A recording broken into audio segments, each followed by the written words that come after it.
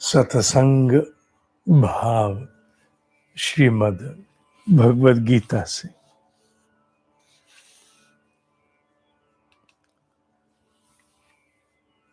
श्रद्धा का वास्तविक मर्म उत्कृष्टता के साथ प्रेम है।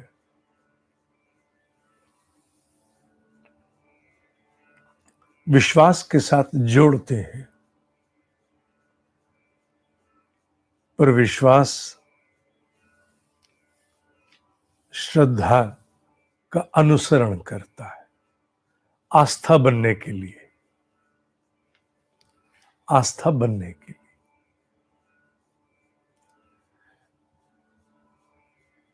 श्रद्धा उत्कृष्ट क्या है, ये निर्णय जीव का व्यक्तिगत है। वो किन विषयों को उत्कृष्ट मानता है, उसकी प्राथमिकताओं में विषय कौन से आते हैं। Human is priority driven. प्राथमिकताओं के द्वारा संचालित जीव है मनुष्य। वो जिसे अपनी प्राथमिकता मानेगा उसी प्रकार सोचेगा, करेगा, हो जाएगा। अगर किसी एक जन्म में वो बहुत उत्कृष्टता को, अपने प्रकार की उत्कृष्टता को, जिसे वो उत्कृष्ट मानता है, ये ध्यान रखना होगा, वो प्राप्त नहीं भी हो पाता किसी कारणवश, कोई कर्म बंधन या उतना साहस नहीं जागा, उतना पुरुषार्थ नहीं हुआ, पर वो सोचता भर रह गया, कुछ कर नहीं पाया, तो अगले जन्म में उसे वही चरितार्थ करने के लिए पुनः जन्म लेना है, और वो वही करेगा, कर पाएगा, भले वो पिछले किसी जन्म में नहीं कर पाया, क्योंकि ईश्वर की सृष्टि के अंतर्गत मनुष्य अपनी भाव के द्वारा ही संचालित होता है। A human is priority driven. भाव रूप में, ध्यान रहे, भाव रूप में। यूं तो मनुष्य की प्राथमिकताएं बहुत सी होती हैं जो जिनके अधीन वो विवश भी होता है।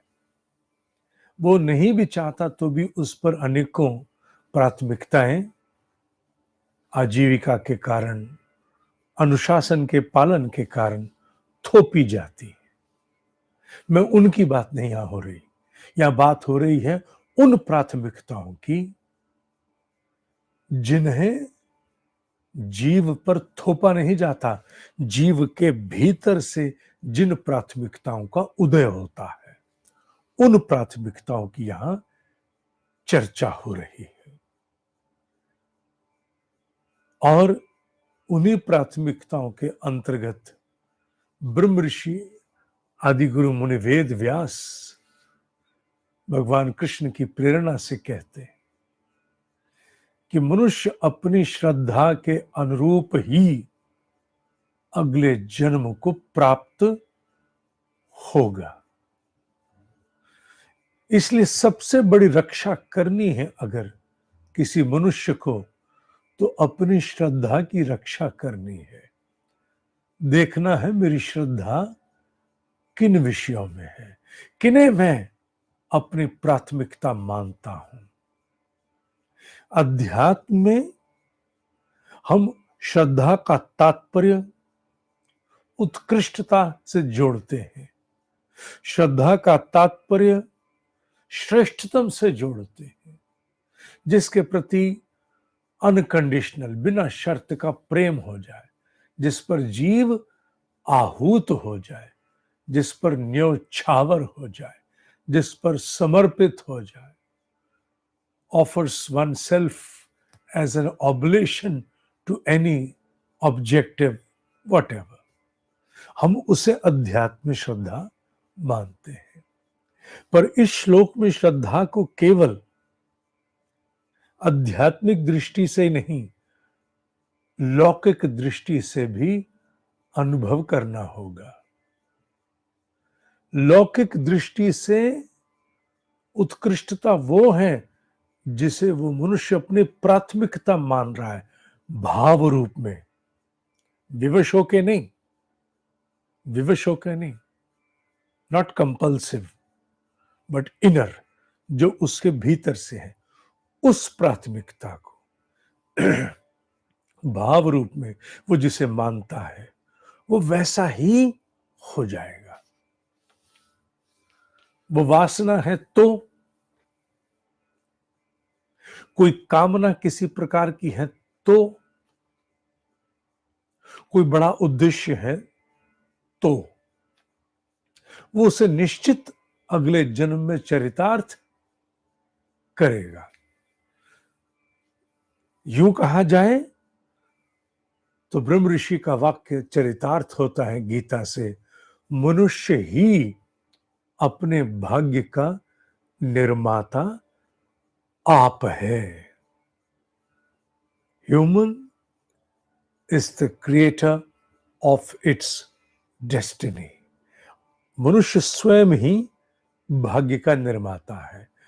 अगर वर्तमान जीवन किसी काल के रचित भाग्य का परिणाम है तो भविष्य आज के रचित भाग्य का परिणाम होगा।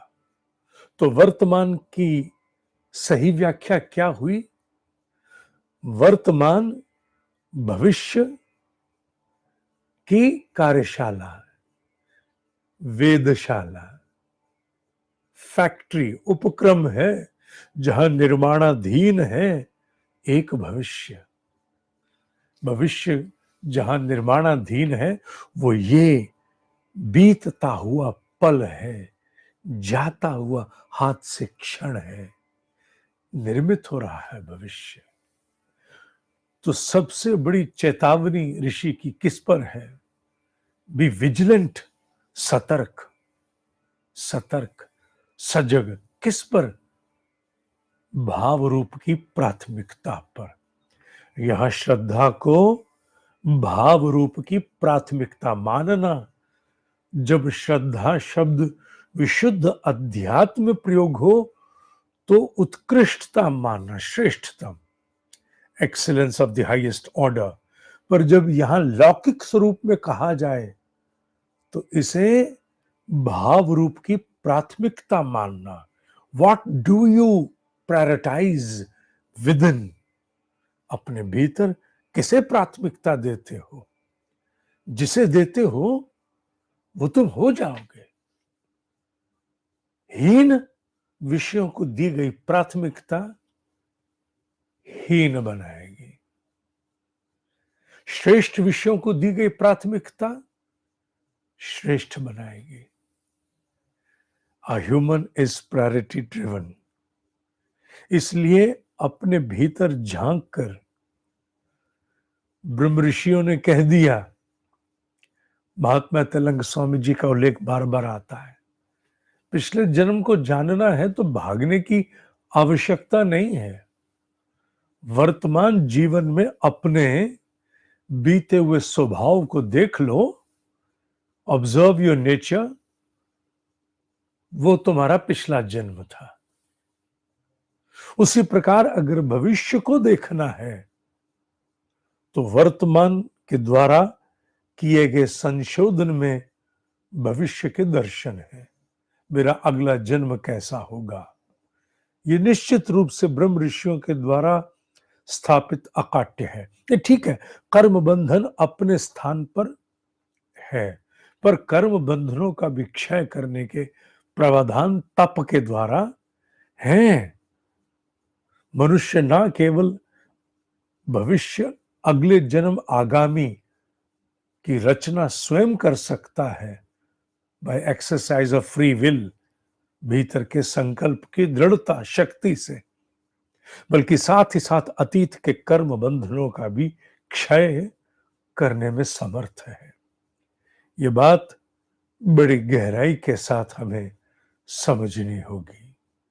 श्रद्धा ही वो विधि, वो रॉ मटेरियल है जिसके द्वारा किसी भी भविष्य का निर्माण होता है। अध्याय 17 श्लोक नंबर 3 तृतीय। सत्वान रूपा, बिल्कुल तुम्हारे भीतर के अंतःकरण के सत्य में ही अनुरूप, accordance to your inner self, not true self. क्योंकि यहां आदिगुरु शंकराचार्य ने बहुत सुंदर कहा है, यहां इनर सेल्फ को अंतरात्मा मत मानना, बल्कि वो अपनी व्यवहारिक आत्मा मानना। बड़ी बार प्रश्न आए, आदि गुरु शंकराचार्य का वाक्य बहुत गहराई से समझना। एक मनुष्य के भीतर के अंतःकरण में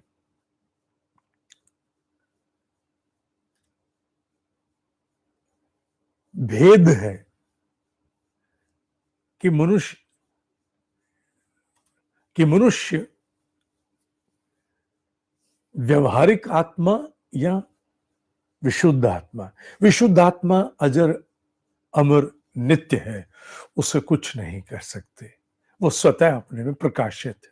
व्यवहारिक आत्मा वो जिसमें अंतःकरण जुड़ गया, जिससे हमारा मन बुद्धि चित्त अहंकार चलायमान है, उस पूरे आवरण को हम व्यवहारिक आत्मा कहेंगे। सुपरफिशियल पार्ट उसे कहा। ये भेद जानना आवश्यक है, इसे विशुद्ध आत्मा से ना जोड़ देना। श्लोक कहता है, सत्वान रूपा सर्वस्य श्रद्धा भवति भारत। क्या नाम दिया अर्जुन को? भारत। भावनाओं में सदैव रमण करने वाला रथ भारत। श्रद्धामय अयम पुरुष यह यच्छ्रद्धा भवति भारत। यच्छ्रद्धा, जैसी जिसकी श्रद्धा, जैसी जिसकी प्राथमिकता, बार बार जिस और मन लपकता, बार बार जिसे पूरा करने के लिए भीतर कुलबुलाहट मचती, वो है तुम्हारी व्यवहारिक आत्मा की श्रद्धा। व्यवहारिक आत्मा से ही निर्माण करते हुए या तो ऊर्ध्वगामी या अधोगामी हुआ जाता है, ईदर टुवर्ड्स ट्रू सेल्फ या मनुष्य पराभव को प्राप्त होता है। यह ब्रह्म ऋषि का वाक्य है। इसलिए बहुत सावधान, बहुत सावधान, बहुत सावधान। बाबू, तेरी व्यवहारिक आत्मा की प्राथमिकता क्या है? कौन से खूंटे की तरफ बार बार लपकता है? देख, पकड़। अगर वो ठीक नहीं तो संशोधित करने के लिए तप करना पड़ेगा, और अगर वो ठीक है तो चिंता न को, चिंता न को, परवाइल्य, बिल्कुल सोचने की आवश्यकता नहीं है। आज का सत्संग लगभग 11 बजे तक dinesh.g.com JI जलंधर इंडिया.com पर प्रकाशित कर दिया जाएगा। आप सभी उसे देख पाएंगे, पढ़ पाएंगे। पढ़ना, क्योंकि सुने हुए के साथ पढ़ने से मनुष्य की बुद्धि अनेकों गहरे अंशों में विषय को आत्मसात करने में सक्षम होती है। ये सत्य है। वीडियो के द्वारा एक प्रभाव अलग है, पर इस सत्य को नहीं काट सकते कि जो पठन है, अध्ययन है, उसके द्वारा जो मनन होता है अद्भुत है। इसीलिए गंभीर विकसित हो कर्म योग को भी नोट्स के साथ गूथा गया, अन्यथा नहीं। ओम शांति, शांति, शांति। ओम ही सत्य है, ओम ही सत्य है, ओम ही सत्य है।